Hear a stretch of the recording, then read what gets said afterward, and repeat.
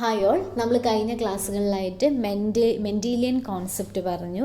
അദ്ദേഹം നടത്തിയ ക്രോസസ് പറഞ്ഞു, മോണോ ഹൈബ്രിഡ് ക്രോസ്, അതുപോലെ ഡൈ ഹൈബ്രിഡ് ക്രോസ് ഒക്കെ പറഞ്ഞു, അതിൻ്റെ റേഷ്യോസ് പറഞ്ഞു അല്ലേ.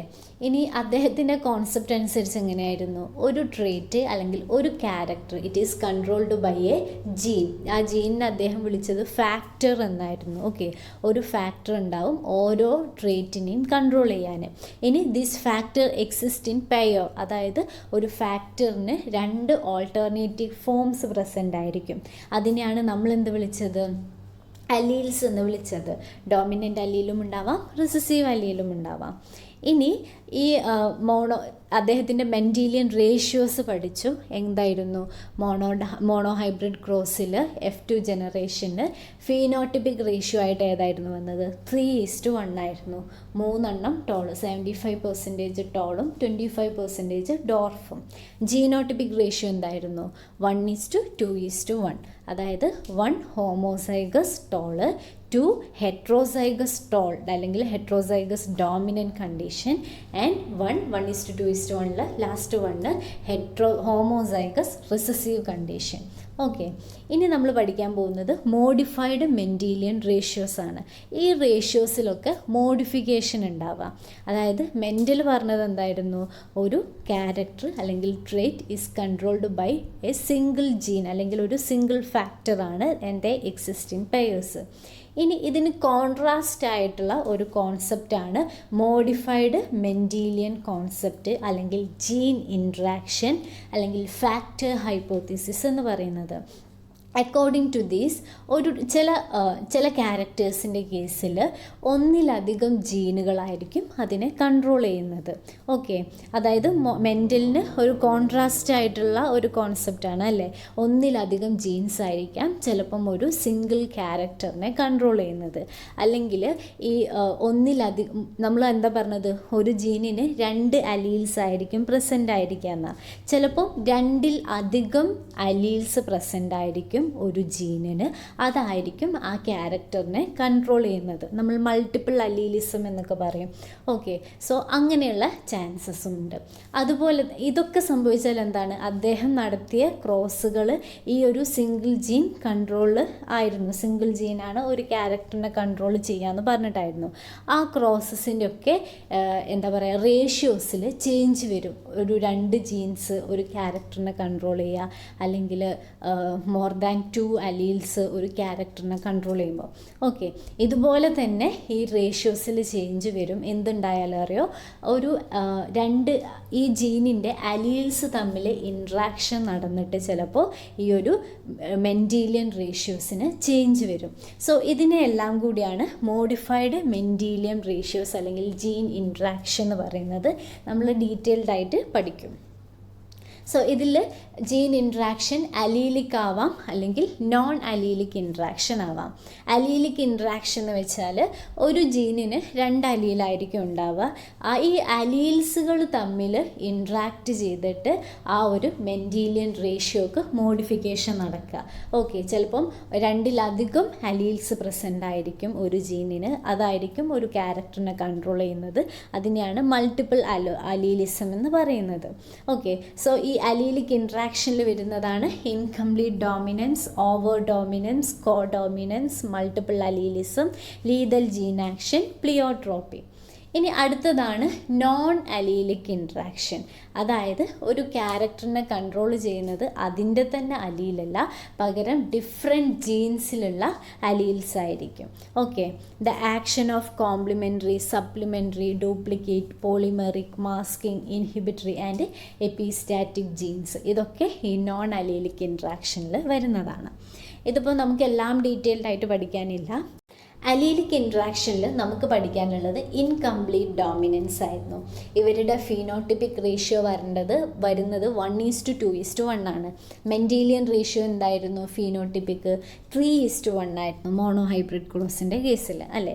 അപ്പോൾ അവിടെ ഡീവിയേഷൻ കണ്ടില്ലേ. സോ ഇതെന്താണെന്ന് നോക്കാം. It is the condition in which the dominant allele is only partially expressed in the heterozygote. അതായത് ശരിക്കും എന്താണ്, ഒരു ഹെട്രോസൈഗോട്ടിക് കണ്ടീഷനിൽ ഡോമിനൻ്റ് അലീലും റിസസീവ് അലീലും കൂടി വരികയാണെങ്കിൽ ഡോമിനൻ്റ് അലീൽ എക്സ്പ്രസ് ചെയ്യും, റിസസീവ് അലീലിൻ്റെ എക്സ്പ്രഷനെ സപ്രസ് ചെയ്യും. പക്ഷേ ഇവരുടെ കേസിൽ അങ്ങനെ സംഭവിക്കില്ല. ഡോമിനൻ്റ് അലീലിന് ഈ ഹെട്രോസൈഗോട്ട് കണ്ടീഷനിൽ കംപ്ലീറ്റ് ആയിട്ട് എക്സ്പ്രസ് ചെയ്യാൻ പറ്റാത്തതിനെയാണ് ഇൻകംപ്ലീറ്റ് ഡോമിനൻസ് എന്ന് പറയുന്നത്. So that phenotype of the heterozygote is apparently intermediate between those of dominant and recessive homozygotes. നമുക്ക് ഒരു ക്രോസ് വെച്ച് നോക്കിയാൽ കറക്റ്റ് മനസ്സിലാവും. ഫോർ എക്സാമ്പിൾ ഇവിടെ പറയുന്നത് മിറാബിലിസ് ജലാപ്പൻ്റെ കേസാണ്. അതായത് ഫോറോകോക്ക് പ്ലാന്റ്, നമ്മൾ 4 മണിപ്പൂവ് എന്നൊക്കെ പറയും മലയാളത്തിൽ. അവരുടെ കേസിൽ നിങ്ങൾക്ക് നോക്കിയാൽ റെഡ് കളറിലുള്ള ഫ്ലവറുള്ള പ്ലാന്റും കാണാൻ പറ്റും, അതുപോലെ തന്നെ വൈറ്റ് കളറുള്ള ഫ്ലവറുള്ള പ്ലാന്റും കാണാൻ പറ്റും, അതുപോലെ തന്നെ പിങ്ക് കളറുള്ള ഫ്ലവർ പ്ലാന്റ്സും കാണാൻ പറ്റും. ഓക്കെ, സോ ഇതിൻ്റെ കാരണമാണ് പറയാൻ പോകുന്നത്. ഇപ്പം ഒരു ഹോമോസൈഗസ് ആയിട്ടുള്ള റെഡ് ഫ്ലവറുള്ളൊരു പ്ലാന്റും ഹോമോസൈഗസ് ആയിട്ടുള്ള വൈറ്റ് ഫ്ലവേർഡ് പ്ലാന്റും ക്രോസ് ചെയ്യുകയാണെന്ന് വെച്ചോ. അതായത് ക്യാപിറ്റൽ ആറും ഉള്ള ഒരു പ്ലാന്റ്, സ്മോൾ ആറും ഉള്ള ഒരു റിസസീവ് കണ്ടീഷനുള്ള പ്ലാന്റും ക്രോസ് ചെയ്യാണ്. അവരുടെ ഗമീറ്റ്സ് എന്തൊക്കെയായിരിക്കും? ക്യാപിറ്റൽ ആർ റെഡിൻ്റെതുണ്ടാവും, സ്മോൾ ആർ വൈറ്റിൻ്റെതുണ്ടാവും. സോ ഇവരുടെ ഫ്യൂഷൻ നടന്നാൽ എന്താ സംഭവിക്കുക? ക്യാപിറ്റൽ ആർ സ്മോൾ ആർ ഹെട്രോസൈഗോട്ടിന് കിട്ടും. ശരിക്കും ഇതെന്താ കാണിക്കേണ്ടത്? നമ്മൾ മെൻഡീലിയൻ കോൺസെപ്റ്റ് അനുസരിച്ച് ഇവർ റെഡാണ് ഈ ഹെട്രോസൈഗോട്ട് കാണിക്കേണ്ടത്. പക്ഷേ ഇവരുടെ കേസിൽ എന്താ അറിയോ, ഈ ഒരു റെഡിനുള്ള ആ ഡോമിനൻ്റ് അലീലിന് കംപ്ലീറ്റ് ആയിട്ട് എക്സ്പ്രസ് ആവാൻ പറ്റില്ല, അല്ലെങ്കിൽ അവർക്ക് കംപ്ലീറ്റ് ആയിട്ട് അവരുടെ ഡോമിനൻസി കാണിക്കാൻ പറ്റില്ല. അതുകൊണ്ട് തന്നെ ഒരു ഇൻ്റർമീഡിയറ്റ് റെഡിനും വൈറ്റിനും ഇൻ്റർമീഡിയറ്റ് ആയിട്ടുള്ള ഒരു കളറ്, അതായത് പിങ്ക് കളറിലായിരിക്കും ഉണ്ടാവുന്ന പ്രോജനീസ്. ഓക്കെ, സോ ഹെട്രോസൈഗോട്ട് കണ്ടീഷനിൽ റെഡ് അല്ല കാണിക്കുന്നത്, പിങ്ക് ആണ് കാണിക്കുന്നത്. ഇനി ഈ പിങ്ക് കളറുള്ള F1 പ്ലാന്റ്സിനെ സെൽഫ് ചെയ്തെന്ന് വെച്ചു, അവരെ സെൽഫ് പോളിനേറ്റ് ചെയ്തു. അതാണ് അടുത്തതിൽ കാണിക്കുന്നത്. Capital R small R into capital R small R. നമ്മൾ ഗമീറ്റ്സ് നോക്കുവാണ്. അപ്പം ഓരോ പ്ലാന്റിനും ക്യാപിറ്റൽ ആറുള്ള ഗമീറ്റും ഉണ്ടാവും, സ്മോൾ ആറുള്ള ഗമീറ്റും ഉണ്ടാവും. പുന്നറ്റ് സ്ക്വയർ അല്ലെ ചെക്കർ ബോർഡ് വരച്ച് നോക്കിയാൽ എന്ത് കാണാൻ പറ്റും? ഒരു ക്യാപിറ്റൽ ആർ ഉള്ള പ്ലാന്റ് റെഡ് ആയിരിക്കും, ക്യാപിറ്റൽ ആർ സ്മോൾ ആർ ഉള്ള പ്ലാന്റ് പിങ്ക് ആയിരിക്കും, സ്മോൾ ആർ ഉള്ളത് വൈറ്റ് ആയിരിക്കും. ആ കോൺസെപ്റ്റ് ക്ലിയർ ആയില്ലേ? ഹെട്രോസൈഗോട്ട് കണ്ടീഷനിൽ ഡോമിനൻ്റ് അലീലിന് കംപ്ലീറ്റ് ആയിട്ട് എക്സ്പ്രസ് ചെയ്യാൻ പറ്റില്ല, അപ്പോൾ അവരൊരു ഇൻ്റർമീഡിയറ്റ് കളറ് കാണിക്കും. ഓക്കെ, സോ ഇവയുടെ ഫീനോട്ടിപ്പിക് റേഷ്യോ നോക്കിയാൽ എന്താ ഉണ്ടാവുക? റെഡ് ഉള്ളത് 1, പിങ്ക് ഉള്ളത് 2 ആൻഡ് വൈറ്റ് ഉള്ളത് 1. അപ്പോൾ 1:2:1 ആയിരിക്കും ഇവരുടെ ഫീനോട്ടിപ്പിക് റേഷ്യോ വരുന്നത്. ശരിക്കും മെൻഡലിൻ്റെ കോൺസെപ്റ്റ് പ്രകാരം റെഡ് ഫ്ലവറും വൈറ്റ് ഫ്ലവറും ഇങ്ങനെ F2 ജനറേഷനിൽ 3:1 ആയിരുന്നു വരിക, അതായത് 3 റെഡും 1 വൈറ്റും ആയിരുന്നു. പക്ഷെ ഇവിടെ 1:2:1 വരിക. ഇവരുടെ ജീനോട്ടിപ്പിക് റേഷ്യോയും എന്താ വരിക? സെയിം 1:2:1 വരിക. അതായത് ക്യാപിറ്റൽ ആർ 1, പിന്നെ ഹെട്രോസൈഗസ് ആയിട്ടുള്ളത് 2, ഹോമോസൈഗസ് റിസസീവ് 1. ഓക്കെ, സോ ഇതാണ് ഇൻകംപ്ലീറ്റ് ഡോമിനൻസ് എന്ന് പറയുന്നത്. ഇവിടെ കുറച്ച് പിക്ചേഴ്സ് ഉണ്ട്. പിങ്ക് കളറും വൈറ്റും കൂടി ക്രോസ് ചെയ്താൽ റെഡ് കളറും വൈറ്റും കൂടി ക്രോസ് ചെയ്താൽ പിങ്ക് കളറിലുള്ള ഫ്ലവേഴ്സ് ആയിരിക്കും കിട്ടുന്നത്. ഓക്കെ, ഇനി പിങ്കും സെൽഫ് ചെയ്യാണ്. F1 ജനറേഷനിൽ കിട്ടിയ ഈ പ്ലാന്റിനെ സെൽഫ് ചെയ്താൽ എന്ത് കിട്ടും? ഒരു റെഡ് കിട്ടും, 2 പിങ്ക് കിട്ടും, ഒരു വൈറ്റ് കിട്ടും.